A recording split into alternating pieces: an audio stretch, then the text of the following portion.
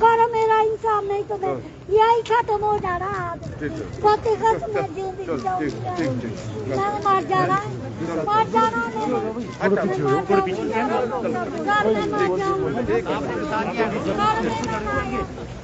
मेरा सामान रहना चाहिए। ठीक है, 3 दिन हो गए मेरे 3 दिन हो गए। मेरा भाई इधर देना, कमल इधर दो, इधर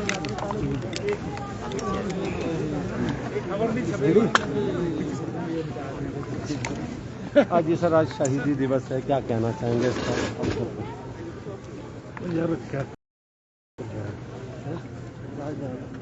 हाथ ऊपर रखे, ऊपर रखे।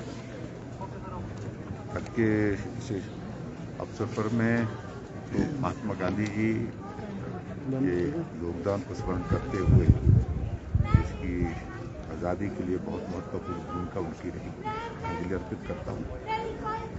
और स्वाभाविक रूप से देश के लिए जिस प्रकार की कुर्बानी उन्होंने दी, जिस प्रकार से उन्होंने देश की स्वतंत्रता के इस आंदोलन को बहुत ही अलग तरीके से, शांतिपूर्ण तरीके से पूरे देश भर में आगे बढ़ाने के लिए कार्य किया।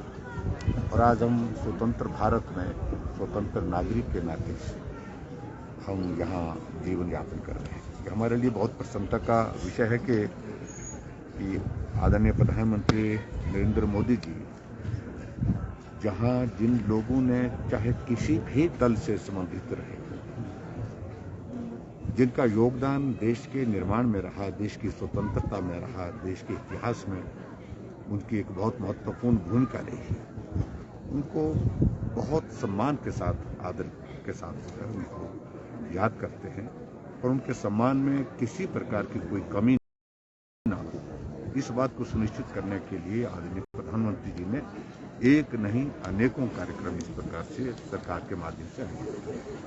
तो इतना ही मैं कहना चाहता हूँ कि महात्मा गांधी जी के योगदान को ये देश भूल नहीं सकता। सर, केंद्रीय बजट भी आ रहा है, आपका भी प्रवास दिल्ली का रहा और चहुमुखी विकास की आपने बात भी की, तो किस तरह की उम्मीदें हैं सर केंद्रीय बजट को लेकर? तो हमारे प्रवास को केंद्र के बजट के साथ जोड़ना उचित नहीं होगा।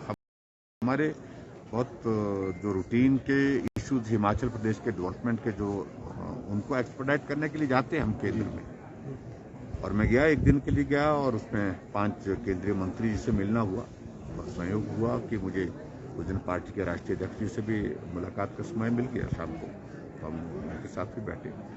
तो प्रदेश के विकास के लिए हम केंद्र से ज़्यादा मदद ला सके, ऐसा हमारा प्रयत्न हमेशा रहता है और अब की बार भी हमने उसी दिशा में प्रयत्न किया है कि, और मुझे इस बात की खुशी है कि हेल्थ सेक्टर में जहां हमने केंद्रीय स्वास्थ्य मंत्री जी से बातचीत की, मुलाकात की है, उसमें बहुत सार्थक परिणाम उसी दिन आगे हैं।